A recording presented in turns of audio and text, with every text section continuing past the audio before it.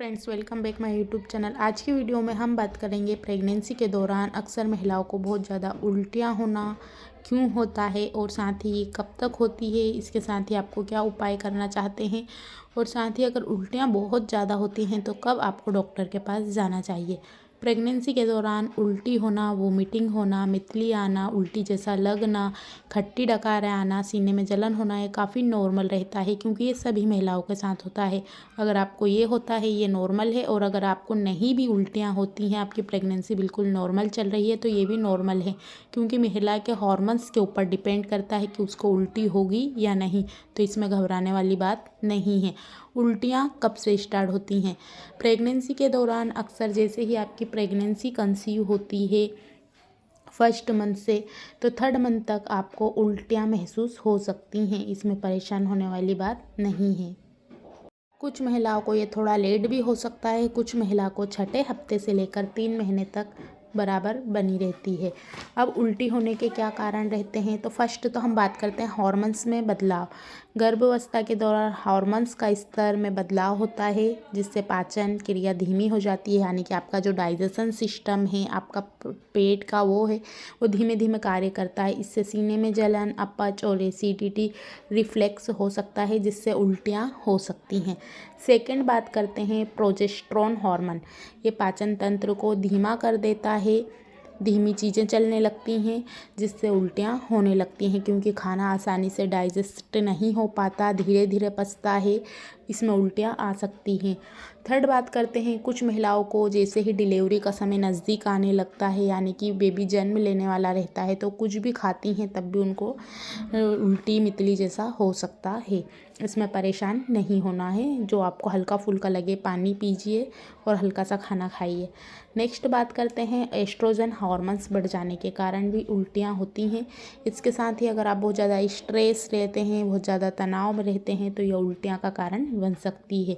और साथ ही अगर आपका कुछ भी खाने का मन नहीं है, आपका लगता है कि बस पेट भरना है क्योंकि गर्भ में पल रहे बच्चे को पूरी चीज़ें चाहिए, तब भी आप बिना मन से खाना खाते हैं तो आप एक निवाला लें या 2 बाइट लें, उसके बाद तुरंत उल्टियाँ हो जाती हैं। तो जो आपको पसंद हो आप वही खाइए।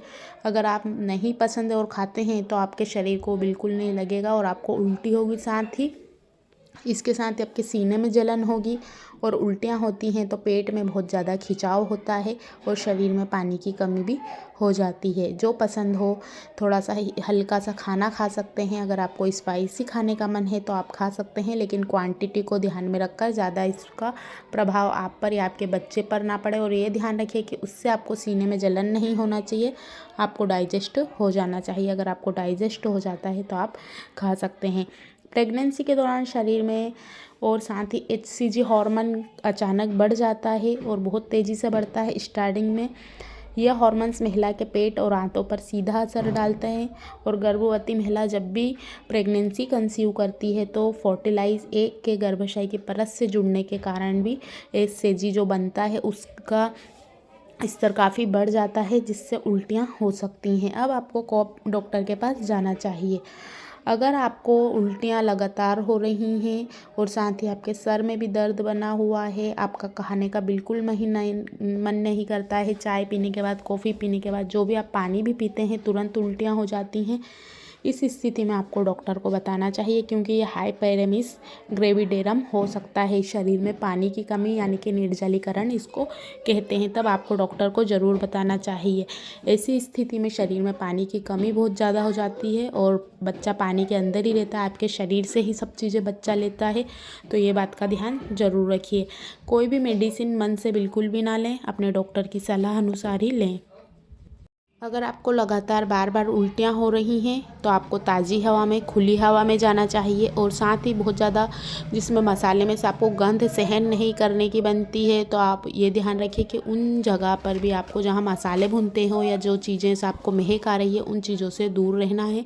जब भी खाना खाइए हल्का फुल्का खाने की कोशिश कीजिए। टैबलेट्स जब भी लेते हैं अपने डॉक्टर से पूछ कर लीजिए। जब भी ब्रश करते हैं अच्छे से धीरे धीरे करिए, क्योंकि इससे भी सुबह के समय उल्टियाँ होती हैं। जब भी आपको उल्टी आती है एक तरफ बैठ जाइए, एक पानी में गिलास लीजिए भरकर और लंबी उल्टी करने के बाद गहरी सांस लीजिए। उसके बाद वो पानी से कुल्ला करके फिर आप उसको पी सकते हैं। पानी की मात्रा को कम नहीं करना है। साथ ही आप बनाना या भी लेमन जूस हुआ, मिल्क हुआ, लिक्विड वाली चीज़ों को पर्याप्त मात्रा में लेते रहिए ताकि ये नॉर्मल रहे। तीसरे महीने बाद ये खुद ही धीरे धीरे कम हो जाती हैं। अगर तीसरे महीने के बाद भी कम नहीं होती हैं, लगातार बनी हुई हैं, तब तो डॉक्टर को संपर्क करना ही है। साथ ही बहुत ज़्यादा टाइट कपड़ों को ना पहने, स्ट्रेस फ्री रहिए। आज की वीडियो में इतना ही।